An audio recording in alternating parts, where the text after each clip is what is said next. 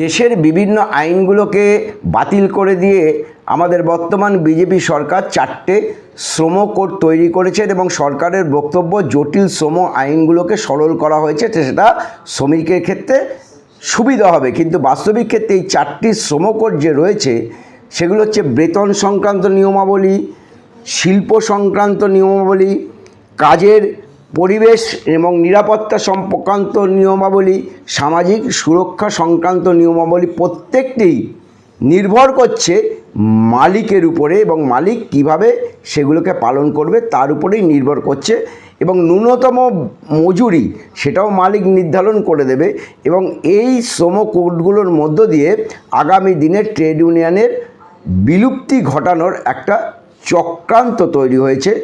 আর যখন তখন মালিক শ্রমিককে ছাঁটাই করে দিতে পারে এবং 8 ঘন্টার যে শ্রম আগামী দিনে সেটা 12 ঘন্টা কি তার বেশি মালিক তার নিজের স্বার্থে শ্রমিককে দিয়ে কাজ করিয়ে নিতে পারে।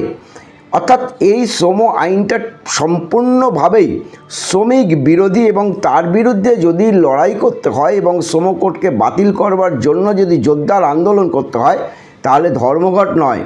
কৃষকরা যেমন কৃষি বিলের বিরুদ্ধে সরকারকে টলিয়ে দিয়েছিল, ঠিক সেই রকমভাবে শ্রমিককে গর্জে উঠতে হবে আগামী দিনে, তাহলে এই শ্রম আইনকে বাতিল করা সম্ভব হবে।